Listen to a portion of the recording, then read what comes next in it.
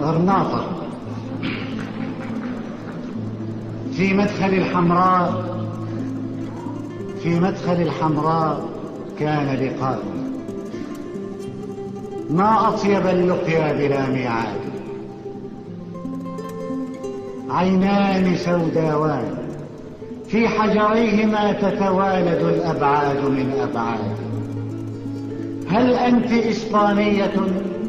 سألتها. قالت: وفي غرناطة الميلاد. غرناطة وصحت قرون 7 في تينك العينين بعد رقاد. وأمية راياتها مرفوعة وجيادها موصولة بجياد. ما أغرب التاريخ كيف أعادني لحفيدة سمراء من أحفادي. وجه دمشقي رأيت خلاله أجفان بلقيس وجيد سعاد. ورأيت منزلنا القديم وحجرة كانت بها أمي تمد وسادي، والياسمينة رصعت بنجومها، والبركة الذهبية المنشدة. ودمشق أين تكون؟ قلت: ترينها في شعرك المنساب نهر سواد، في وجهك العربي، في الثغر الذي ما زال مختزنا شموس بلادي، في طيب جنات العريق ومائها، في الفل، في الريحان، في الكباد.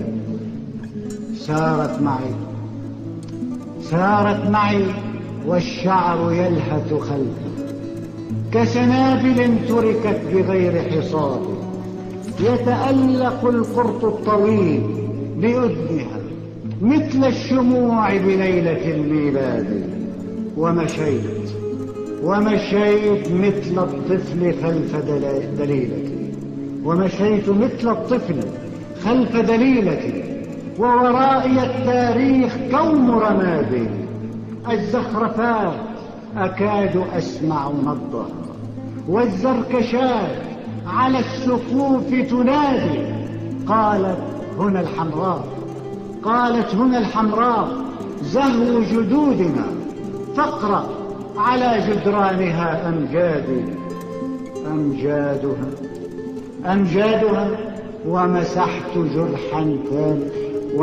جرحا نازفا، ومسحت جرحا ثانيا بفؤادي. يا ليت وارثتي الجميلة أدركت أن الذين عانتهم أجدادي عانقت فيها عندما ودعتها رجلا يسمى طارق بن زياد.